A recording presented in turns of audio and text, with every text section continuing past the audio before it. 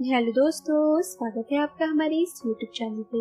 दोस्तों, कहानी शुरू करने से पहले एक जरूरी बात, अगर आपने चैनल को सब्सक्राइब नहीं किया है तो पहले आप जल्दी से चैनल को सब्सक्राइब कर दीजिए ताकि आपको हमारी आने वाली नई नई कहानियों की जो नोटिफिकेशन है वो आपको सबसे पहले मिलती रहे। तो चलिए दोस्तों, बढ़ते हैं हमारी आज की कहानी की तरफ। हमें उम्मीद है आपको हमारी ये कहानी जरूर पसंद आएगी। एक शाम मैं सीढ़ी पर अपनी मनपसंद फिल्म बंदनी देख रही थी कि सामने मैंने अपने सामने के खाली पड़े 2 मंजिले मकान के सामने ट्रक रुकने और कुछ देर बाद अपने दरवाजे पर दस्तक पड़ते ही मैं समझ गई कि अब मैं फिल्म पूरी नहीं देख पाऊंगी। चिंतापूर्ण मैंने दरवाजा खोला तो सामने ट्रक ड्राइवर को खड़े पाया। वह कह रहा था कि सामने जब रस्तोगी साहब आ जाए तो उनसे कह दीजिएगा मैं कल आकर किराया ले जाऊंगा। मैं कुछ कहती इससे पहले वह चला गया। मैं बालकनी में ही कुर्सी डालकर बैठ गई। शाम को सामने वाले घर पर ऑटो रिक्शा रुकते देख मैं समझ गई कि वे लोग पहुंच गए हैं। घंटे भर की नमकीन पूरी और आलू मटर की सब्जी बनाकर टिफिन में पैक करके मैंने अपने नौकर के साथ सामने वाले घर पहुंची। डोरबेल बजाने पर 5 साल की बच्ची ने दरवाजा खोला। तब तक रस्तोगी जी अपनी पत्नी सहित वहीं आ पहुँचे। मैंने बताया कि मैं सामने के मकान में रहती हूँ। मिसेस रस्तोगी ने नमस्कार किया और बताया कि उनका मेरठ से दिल्ली स्थानांतरण हुआ है। सफर से थकी हुई है, घर भी व्यवस्थित करना है और बच्चे भूखे हैं। अभी तुरंत तो गैस का कनेक्शन भी नहीं मिलेगा। कुछ समझ में नहीं आ रहा है, क्या करूं? मैंने उनसे कहा कि अरे घबराइए नहीं, मैं घर से खाना बनाकर लाई हूं आपके लिए। नहा धोकर खाना वगैरह खा लीजिए। वैसे मेरे घर में एक अतिरिक्त सिलेंडर है, फिलहाल उससे काम चला लीजिएगा। बाद में कनेक्शन मिलने पे वापस कर दीजिएगा।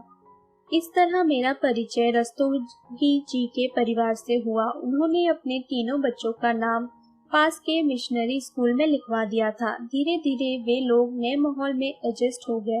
मेरे चारों बच्चे अपनी पढ़ाई में लगे रहते थे। बेटी पारुल ने मैट्रिक का इम्तिहान दिया था।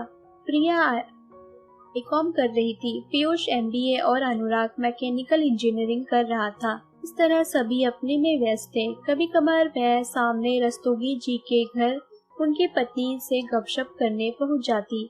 कभी वह मेरे घर आ जाती। 27 वर्षीय अमृता बहुत जिंदा दिल औरत थी, हमेशा हंसती और हंसाती रहती।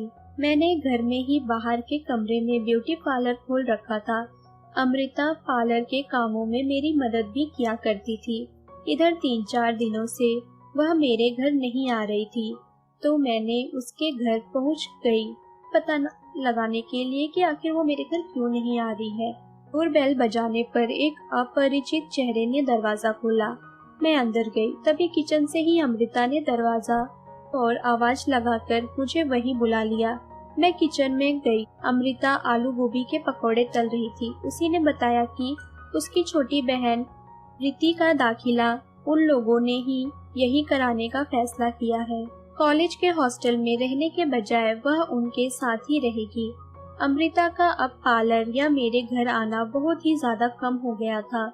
अब वह बहन, बच्चे और पति की तीमारदारी में ही लगी रहती थी। कभी घर आती भी तो अब भी अपनी बहन प्रीति को फेशियल या हेयर कटिंग कराने के लिए आती। मैं उससे कहती, अमृता कभी अपनी तरफ भी ध्यान दिया करो। अपने सी वाले अंदाज में वह कहती, मुझे कौन सा किसी को दिखाना है, प्रीति को कॉलेज जाना पड़ता है, इसे ही ब्यूटी ट्रीटमेंट दीजिए। प्रीति नाम के की खूबसूरत थी, गोरी लंबी सुदारदीन गर्दन और प्यारी थी। उसके लंबे घने बाल थे। दिखने में बेहद खूबसूरत थी। मैं अपने घर और पार्लर में व्यस्त थी। अमृता का आना मेरे घर तो बिल्कुल खत्म हो गया था। एक दिन मैं पारुल के साथ शॉपिंग के लिए निकली हुई थी कि मार्केट से सटे सामने वाले क्लिनिक की सीढ़ियों से उतरते अमृता को देखा। शुरू में तो मैं उसे पहचान भी नहीं पाई। कभी भरे चेहरे वाली अमृता सिर्फ हड्डियों का ढांचा नजर आ रही थी। जब तक मैं उस तक पहुंचती, उसकी टैक्सी दूर निकल गई थी। शाम को मैंने उसके घर जाने का निश्चय किया। मैं उसके घर गई तो मुझे देखकर उसे भी खुशी नहीं हुई। वह दरवाजे पर ही खड़ी रही तो मैंने ही कहा, क्या अंदर नहीं बुलाओगी?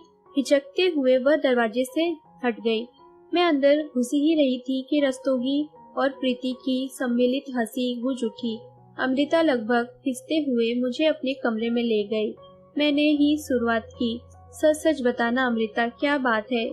जोर देने पर जैसे रुका हुआ बांध टूट पड़ा। उसने कहा, दीदी आपने सही कहा था, मुझे खुद पर भी ध्यान देना चाहिए था। मैंने कभी जिस बात की कल्पना भी नहीं की थी वह हुआ। प्रीति और विजय में गलत रिश्ता बन चुका है। मैं जब प्रीति को वापस भेजने की बात करती हूँ तो प्रीति तो कुछ नहीं कहती, पर विजय मुझे मानसिक और शारीरिक दोनों रूप से कष्ट देते हैं। कहते हैं प्रीति नहीं जाएगी, तुम्हें जाना हो तो तुम जाओ। प्रीति प्रत्यक्ष में कुछ नहीं कहती, पर अकेले में मुझे घर से बाहर निकालने की जिद विजय से करती है। मैं सुनकर न रह गई। मैं तो डॉक्टर के पास भी गई थी। घर में यह स्थिति है और मैं प्रेग्नेंट हूँ। मैं इससे छुटकारा पाना चाहती हूँ, पर डॉक्टर ने कहा तुम बहुत कमजोर हो, ऐसा नहीं हो सकता। मैंने कहा, तुम इतनी कमजोर कैसे हो गई हो? उसने कहा, सब समय की मार है। 6 महीने बीत गए। एक रात 12 बजे विजय रस्तोगी खापता हुआ मेरे घर आया। उसने बताया, अमृता को तकलीफ हो रही है, वह तड़प रही है, उसे हॉस्पिटल ले जाना है, प्लीज अपनी गाड़ी दीजिएगा। यह सुनते ही हम आनम फानम उसे गाड़ी पर लादकर साथ ही अस्पताल पहुँचे। तुरंत उसे आईसीयू में भर्ती किया गया। थोड़े समय बाद उसने एक पुत्र को जन्म दिया। 4 घंटे बाद वह होश में आई तो उसने सिर्फ मुझसे मिलना चाहा। नर्स ने सबको बाहर रोक दिया। मैं जब अंदर पहुंची तो उसने अटकते हुए कुछ कहना चाहा और इशारे से अपने पास बुलाया।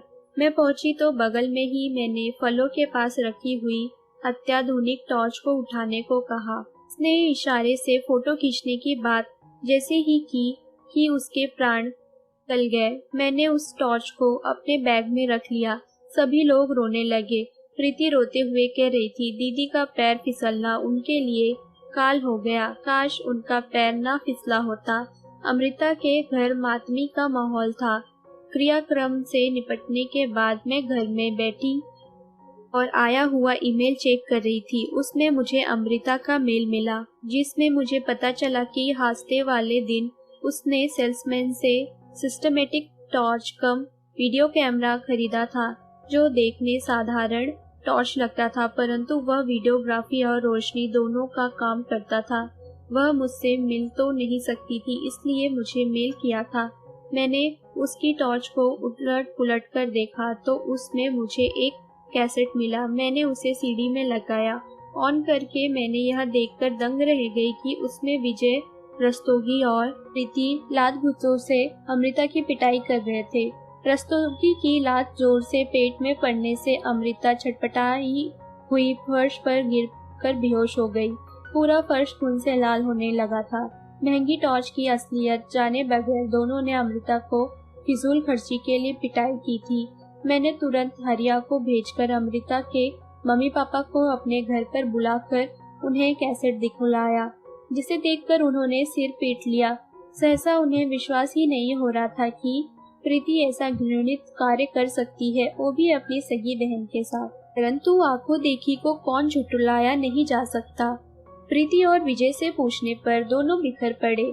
तब अमृता के पापा ने उन्हें सीडी ऑन करके उनकी करतूतों का कच्चा चिट्ठा उन्हें दिखा दिया। शर्म, ग्लेन और शोक से प्रीति ने कीटाणुनाशक दवा पी लिया। अस्पताल ले जाने के क्रम में ही प्रीति की भी मौत हो गई। अमृता के माता पिता ने तुरंत विजय के नाम पर केस फाइल किया और सबूत के तौर पर सीडी को पेश कर दिया गया। इसके आधार पर अमृता की हत्या के जुर्म में विजय रस्तोगी को जेल की सजा हो गई। बच्चों को नाना नानी के पास अपने साथ ले गए। मुझे इस बात की बेहद खुशी हुई है कि अमृता को तड़पता उन्होंने तकलीफ दी थी, तकलीफ अब को भी मिल रही है।